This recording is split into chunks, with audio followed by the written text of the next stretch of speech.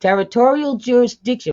We did subject matter, we did personam, and we also touched on territorial. But what we want to get into now is how are the chapter 47, are we really, really, really convicted to our customs?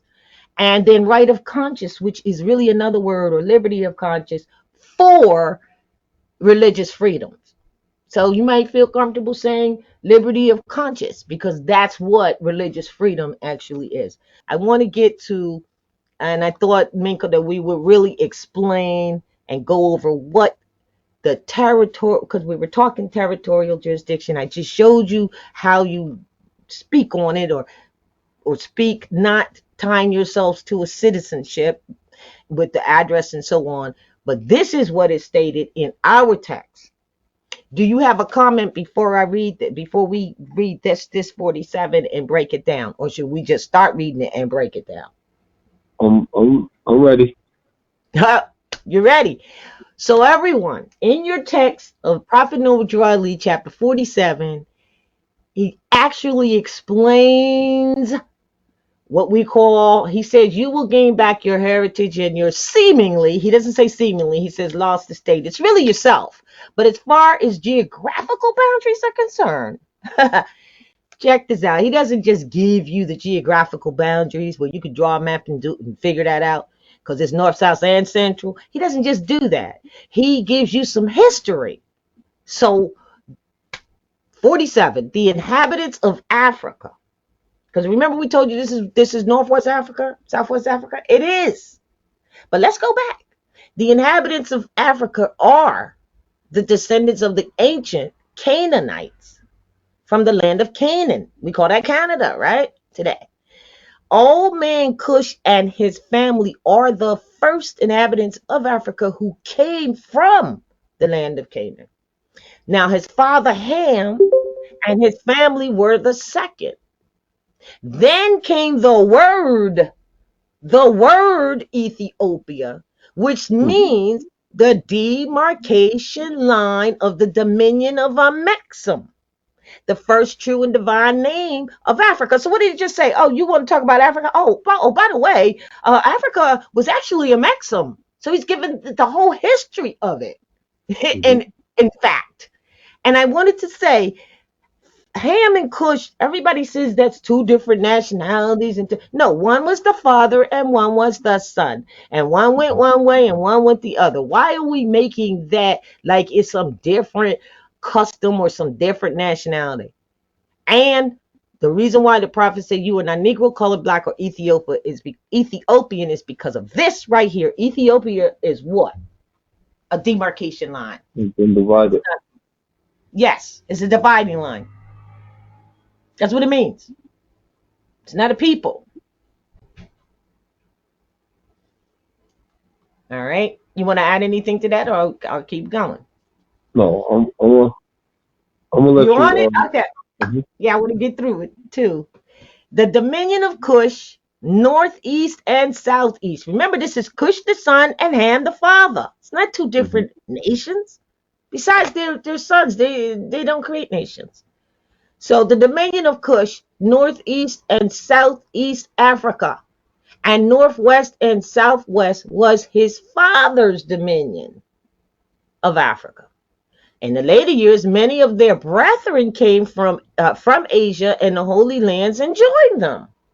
Now the Moabites from the land of Moab, who received permission from the pharaohs of Egypt to settle and inhabit the northwest Africa, they were the founders and are the true possessors of the present Moroccan Empire with their Canaanite, Hittite, and Amorite brethren who sojourned from the land of Canaan seeking new homes. So let me just clear something up. People say, oh, we had to have permission. If I was coming through your backyard, I would ask for permission also, right? Or as a courtesy. All right. That and people think it's something that it is not. It's excuse me, did someone say something? Oh, I said, Somebody said oh, all right. Islam. just kind Oh, of go back on what Islam. you were saying as far as, about trying to separate Cush, from his father and not realizing, oh, they're two different nations. No, that takes me back to chapter 25 because Yeah, it's one exactly. father, one mother. So there's no division here. And when we disperse in the world, we can't forget our ties to each other, and that's what we find ourselves in today. We're That's chasing that's and right. doing, yeah. So I All yield the right. floor. That's Thank you. peace. Peace in there. That's peace. Thank you. That was perfectly injected. Thank you. Thank you. Thank you. So now, so now their dominion and inhabitation extended from northeast and southwest Africa across the great Atlantis, even unto the present North, South, and Central America, and also Mexico and the Atlantis Islands before the great earthquake, which caused the great Atlantic Ocean. So, what does that mean? That means that where you see South America and Africa, they connect. If you look at the map, I wish I should have had the map up here. They connect as if they were once a puzzle piece because they were. And that is also why they found all of these what they call Olmec heads in the Mexico side here that looks more what they would call Africoid features. And that is a picture that I have in the book I wrote, one of my first books called Are You in Denial of Your Ancestry? And that book is in there, and that European son is Zachariah Stitchin, standing there because they're making all these discoveries of this stuff. All right. So that right there explains to you why those heads are there and that this information being shared here is truth. So we need to know the truth about our customs and our history, which is another problem because we're supposed to have schools and all the temples. But now the River Nile was dredged and made by the ancient pharaohs of Egypt in order to what? To trade with the surrounding kingdoms. So we dredged up the River Nile. Also, the Niger River was dredged by the great pharaohs of Egypt in those ancient days for trade. And it extends eastward from the River Nile, westward across the Great Atlantic. It was used for trade and transportation also. According to all true and divine records of the human race, there is no Negro, black, or colored race attached to the human family because all the inhabitants of Africa were and are of the human race, descendants of the ancient Canaanite nation from the holy land of Canaan. What your ancient forefathers were, you are today without doubt or contradiction. There is no one who is able to change man from the descendant nature of his forefathers unless his powers extends beyond the great universal creator Allah himself. Now, I you go to look at the geographical boundaries, you're talking territory, and then you find a whole history that puts everything in order for you. That's what we ought to be dealing with. And so I say this: there is but one temple in the universe, and that is the body of man. Actually, I should have said this. I'm gonna go back to that, Miz. I know he there because he literally took this photograph. So hold on, Miz, because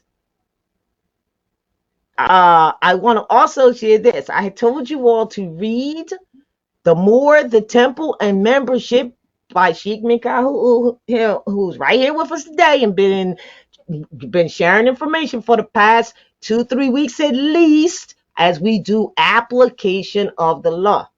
So Islam, peace and love is how he starts this out. This brief is in regards to the. You don't mind me reading it, do you, Mink, or do you want to read it? It's all right.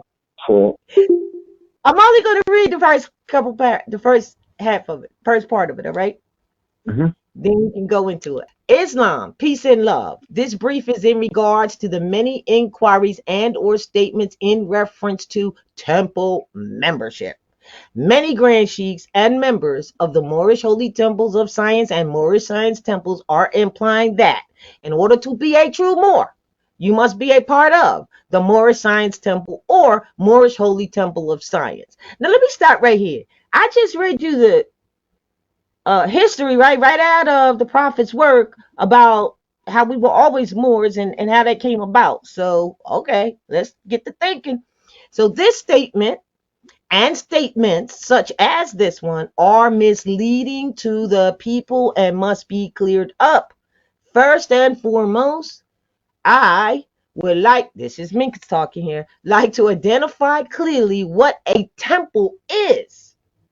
Most people's concept of a temple is only a building that is made of stones, woods, etc., wherein one may enter, when in fact this is far from the case, because the definition of a temple is as follows: the space on either side of the head of man and some other mammals, and in some other mammals, the back of their eye and their forehead above the zygomatic arch and behind the ear. An edifice dedicated to the worship of a deity and anciently usually regarded as a residing place for the deity, whose presence was symbolized by a statue or some other token. Any place in which the divine presence usually resides. And with that, Mizraim went to the Library of Congress and literally took this picture. Of course, it's way up high. And if you, I trust you can see it, you can plus up. It says there is but one temple in the universe, and that is the body of man. Now, I'm done. This is all I just wanted to put together for us to begin to realize how much we must respect and convict ourselves to our liberty of conscience. Now, Miss, I know this is your photo and you prize it, and then Minka, I know you might want to comment more on your article because I'm going to ask people if they are read it yet. Peace and love. Islam Moors. Peace, love, and light. Brother Peace to Minkah. my comrade. From back, from back when to now. I just want to say, first and foremost, thanks and acknowledgement to everybody tuned in and for the platform and this collaboration. Um, this that image, is so important, and I just want to thank, all Moors that we've met throughout this journey as far back as we could go, because I took this image when I had went on the equinox of 2018 with Set and Rye and the actual trip that was organized by the fam. And, this spoke volumes because these are maxims that are actually applicable. So when it says there is but one temple in the universe, and that is the body of man, right? Like the body, even if we say it's so many levels to it, right? Even if we say man is mind, but the body of man, that's the only temple recognized in the universe on a universal philosophy type of level. And I look at that and I translate it to everything that's going on with the discord between those who are studied and those who are not studied, even when it comes to the lessons of Noble Drew Ali, because, we're supposed to be, according to the Circle 7, building a perfected temple of man, you know what I'm saying? And, through character, the 12-step ladder, etc. Like these are the things we're supposed to be perfecting. And there's a lot of us who are looking outside of self for the temple to save them when the first temple is self, right? And when we lose that, we lose our connection to everything, no matter who manifested it on an external level from an internal level. So the temple, first and foremost, remember, the Library of Congress is a place where there's many facts laid out, and I said this before, that if you go to the Library of Congress, Thomas Jefferson building, you're talking about what books are on record and what books are on file, and where's AA 222141 and all of this. If you get to even get to that and past this, you haven't really went to the Library of Congress. If you passed all of this to even get to ask for those records, it shows where our mentality is at. So I'm saying that because there's many more maxims, as it says in the Institutes of American Law by John Bouvier. The Institutes of American Law goes into the fact that there's been many nations that have been found without laws, codified, etc., but no nation has been found without maxims. Like this is no nation has been found to not have some sort of maxims, and that's why they're so important in law. So the first issue is self. When people say you're supposed to be a part of the temple, this, that, and the third, first and foremost, you got to be connected to self to even understand, you know, uh, why there's an external MST of A. Because when you yourself do something or get into something, right, people are going to be looking at the individual, but then trying to group in it's crazy. I don't want to get too much into that, but it's like, the first and foremost thing is before we say, it's not that we should ever dismiss, right? Because there's things that have been said that we need to actually comprehend, even though we don't know by being told. But if we could comprehend, it will be a lot better. So it's like when it comes to the aspect of individuals, right? And people having to excuse me, somebody just contacted me in the private chat, but but anyway, when it comes to people as individuals, right? The question is the individual, not necessarily everything external to them. And what I mean by that is when it says the only temple in the universe is the body of man, and this is in the Library of Congress, we have to look at ourselves first and foremost before we talk about an external temple, because the lessons that Noble Drew Ali was given was for self-development as well as nation building and adding on and unity and love, truth, peace, freedom, and justice. So there's a self-responsibility with each and every one of us before we claim any other external temple. Like we have to really understand that we are the temple. It starts with you, right? Because man manifests things. So mind manifests things. And it's not these things that mind manifests that manifest mind or man, right? All right. Thank you for that. As we already know, that they call this discussion we're having about the first temple being the body, which is why we showed this picture. I mean, the first temple being what the MST of A's. This is why we showed this picture, because it's not. But they'll call you and us rogue Moors. Thanks, Karima, for that. Thanks for that comment. I just wanted to say that I did highlight that this was taken in 2018 on the fall equinox.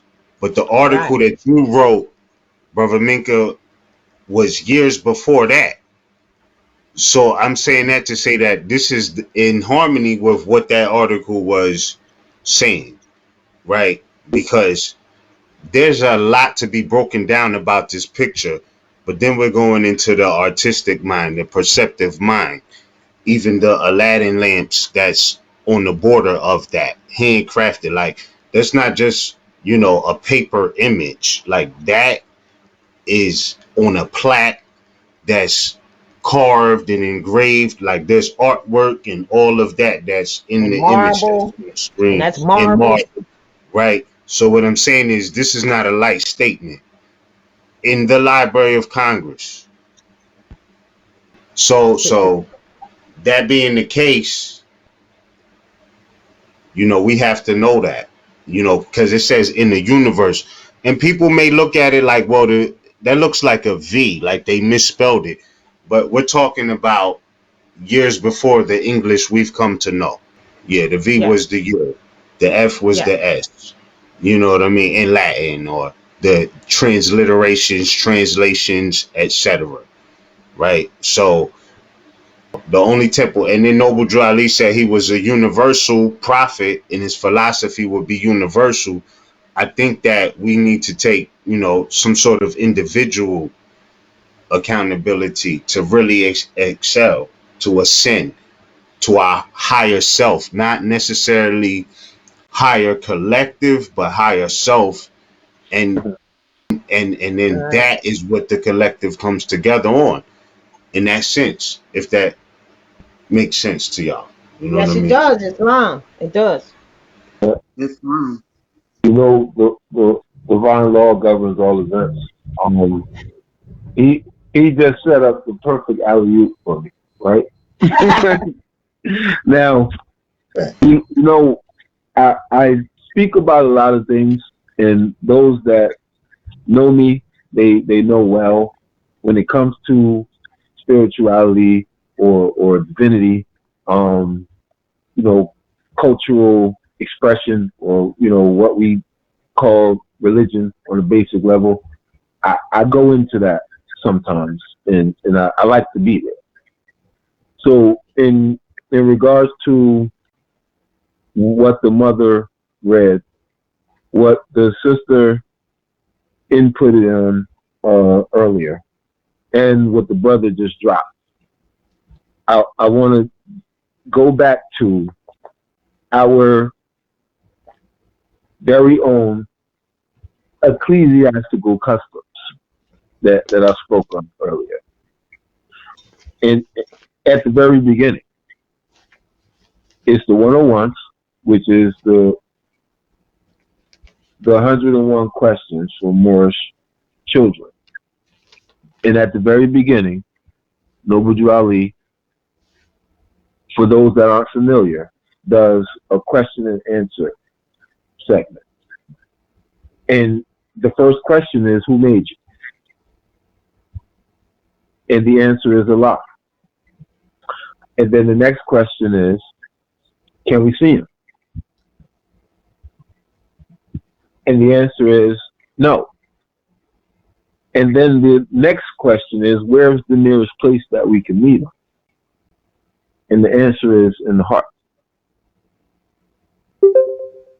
So in conjunction with everything that's being demonstrated right now, and having you not separate yourself from yourself, so to speak, the very first lessons that the Prophet gave us had us centered on self improvement and centering on self.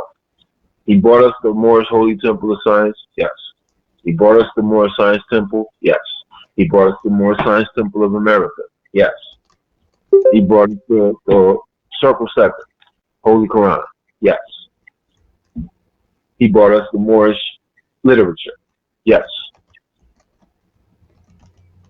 All things that to the naked eye or to the physical eyes would lead one to believe, not know,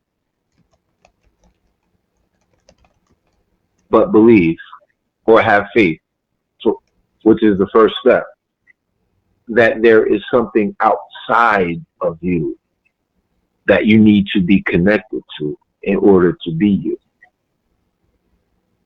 You got to dig down deeper to know that there isn't anything outside of you that can make you more you than you being you.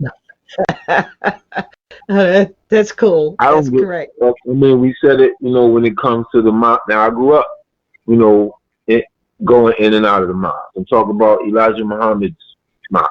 That's what my father and my family was. And then later on, the younger generation, we took over and we got into the 5%, teachings and etc. The one thing that I will give that teaching is that they have you focus on you. Man and the law are one. Peace, God. Your God, this, your God, that. Like self accountability, responsibility for what you do or don't do. How to add on with another or with others to take your place in the universe and fill out a space for a specific purpose. But you got to get right with you first before you could go to the class or to the parliament and talk about adding on. So I really want that to be very clear, because we say it all the time, especially with those of us who have those vindictive family members who may be a part of a mosque, or it's usually a church. We'll go ahead and not sugarcoat it. They try to condemn you because you're not a part of the church, or because you didn't go to church this Sunday, or because I ain't seen you in church in 3 months, or because you only go to church on Easter. Well, we got it coming up. Now I only see you in church on Easter. So does that make me any less of a parishioner or a Christian than you because you here every week? Like, like is the church the building, or is the church the people? And if the church is the people, is the church the people individually that got together collectively with one mind and one spirit in common, or is it not? Mm-hmm. Like, does the church make the people, or do the people make the church? And if we're agreeing that the people make the church, do the people make the church collectively? Like, just Mother Ross, the brother Miz, myself, brother Cujo, whoever else is within our inner cipher. Did we have to come collectively together with our own measures to be the team that we are? Or did we just come together, you know what I mean? Like, formed like that. Everybody had to come with their own individual measure of Yeah. self.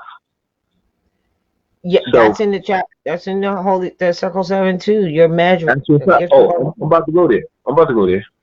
Now, we got chapter 3 of the Quran.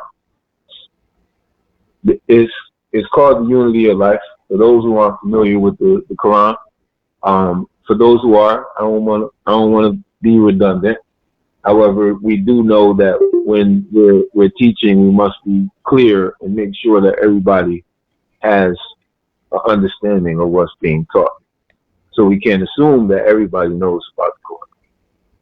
So pardon me if I specify at times, but it's chapter 3, and it's ayat 14. Pardon me. If you would ask me what to study, I would say yourselves. And when you well have studied them, and then would ask me what to study next, I will reply yourselves. This is a part of the lessons that Noble Drali gave to us. He's constantly telling you to study yourself, to improve thyself, to know thyself. I'm gonna go down. I think there's 2 more, and then I'll move out of the way if somebody wants to comment or question. Now, we move down, and it says, hold on, 15. He who knows well his lower self knows the illusions of the world, knows of the things that pass away, and he who knows his higher self knows Allah. knows well the things that cannot pass away. 21.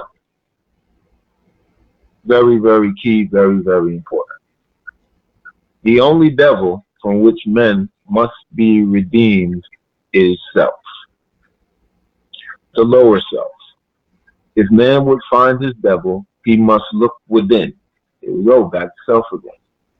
Self-reflection. Michael Jackson, Man in the Mirror.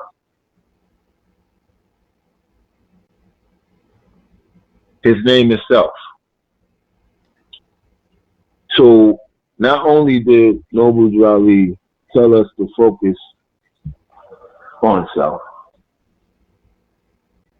he also let us know that there's on a surface level what we would call a positive and a negative, or an up and a down, or whatever term you want to use to emphasize or illustrate that there are polar opposites within our spirit that we must align properly in order to elevate as individuals. So you go, everybody's, man, the devil made me do this, or there ain't nothing but the devil, you're blaming other things other than you. Nah, Noble Ali took the veil off of that. We're not going to do that. Oh, why did this happen? Because, and again, I'm going to move out of the way, and then I'll come back. But before I go there, I'm going to pull up the verse. But there's also a demonstration where Noble Ali taught us that heaven and hell are states of mind. Again, self. Why did this happen? Oh, why did my car get a flat tire and my coffee was cold this morning and my daughter did this and my son won't act right and the school called and told me I had to come pick him up. Why is this happening to me? Because heaven and hell are states of mind. They're not places of meets and bounds. Back to self again. It's something that you're thinking about subconsciously. There's something that your energy is pulling to or towards subconsciously, or there's a lesson that you need to learn that you're ignoring and or being naive about and or being passive about that you're not learning. So you need to go through these things so that you can get the lesson out of them. It could be not being grateful. It could be not being humble. Whatever it is, only you know that because you know you. So I just want to, add that on, and then I'll move out of the way. Well, you okay, all right. Well, look, this is kind of fun. This must be the energy because look, we just had Circle 7 Sunday class, and I think Jay is on the line, and it was chapter 3, and it was absolutely awesome. And that's because of the way in which the sister actually presents it. And I know a lot of people on this line was actually in that class.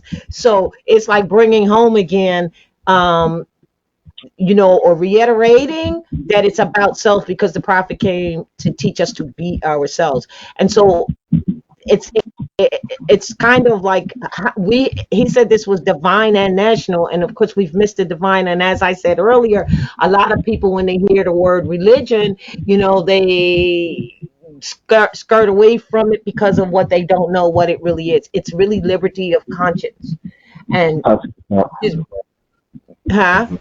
No, I said actual facts. Mm-hmm. Actual facts. That's right. It's a liberty of conscience, and we've already said con is with, and science is science, or sense is science. So this is a double whammy on unity, and that chapter is called the And, unity, right? What is it? Yes. Right, which is what we missed. Mm-hmm.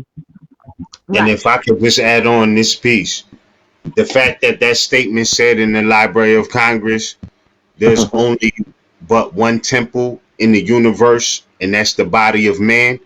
I think to put that in the earthly perspective, because that's a divine and national statement. And I say that Mm. it's a divine and national statement because there's a lot of misconceptions out here these days that you can't be a Moor unless you're a part of the Moor Science Temple of America. And that is not the truth. And that's no No. slight on the Moor Science Temple of America. But what's really Well, recognized, even if we're talking from a lawful perspective, a legal perspective, or whatever, a tell you what. universal temple. And the Wait, Prophet Noble Drew Ali was universal. And what I'm saying is that for those who may be listening for the earthly perception on this or have misunderstandings, please understand, overstand, and understand that you are who you are, whether you're in the temple or not, because in law and in lawful references and sources, you yourself are recognized as the temple. Not like Yes. real talk. That's real talk. Those are facts. now to go back to what the brother was saying, and it's going to tie it all back again. I study is all I can think of right now. So the more you're hearing it, the more I'm hearing it, because the more we all need to hear it, because the more we need to exercise it. The mother read chapter 47. The sister dropped in the part of chapter 25. The brother just brought the measure of what the Library of Congress already knows and understands that a temple is.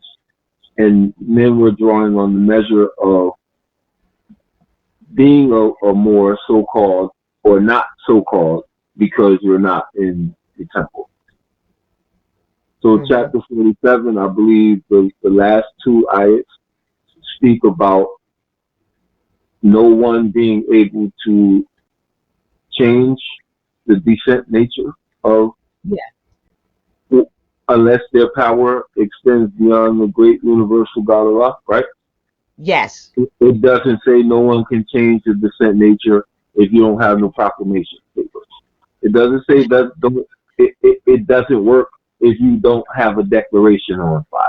It doesn't say it doesn't work if you don't have a nationality card. It doesn't say it doesn't work if you're not a subscribed member of a temple.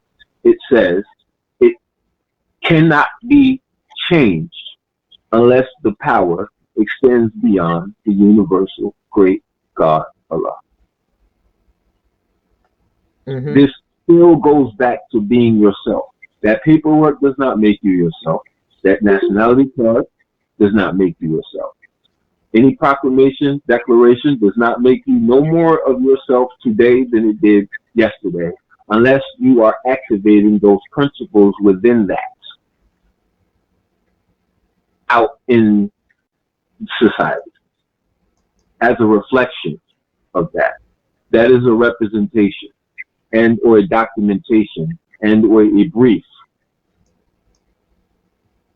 describing your position when you encounter other people, but it doesn't make you any less or more of a more than you were at birth.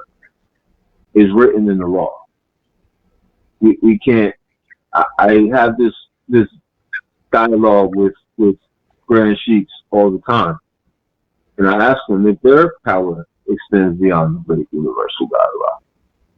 Oh no, the Quran says nobody. Okay, so why are you telling people that they're not Moors if they're not part of the temple? Paperwork doesn't even make you that. Nationality cards don't make you that. So how can the temple make you that?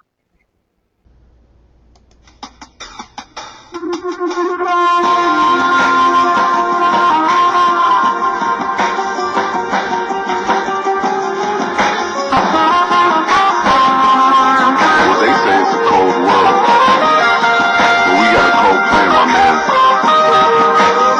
And nobody's fighting, cause nobody knows what to say. You gotta save your soul, save your soul. Yes, all of the heroes have been killed. or betrayed. But the people know it's winter. No jobs, no justice, no peace. We gotta find a release.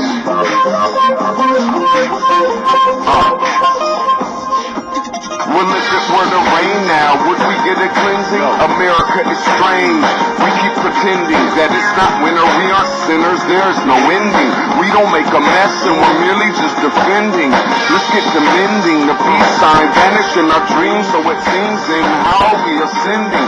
We must crack the concrete and get organic with the soil. Turn turmoil into graciousness. Compost is waste. Just get real with ourselves. Money won't do it. We gotta deal with ourselves. Try and help a friend, save your soul, go within, show for them an opening, crawling, it's all and we're all uno. I ain't kicking nothing you know, it's weighing on my mind, something heavy like a sumo. I'm ready and I'm able to turn tables, just begin to radiate light from my now. It's a winter, and we're a fuck pleasing. Winter in America. And now it's a healing. Winter in America. And nobody's fighting, 'cause nobody knows what to say. You gotta save your soul, save your soul.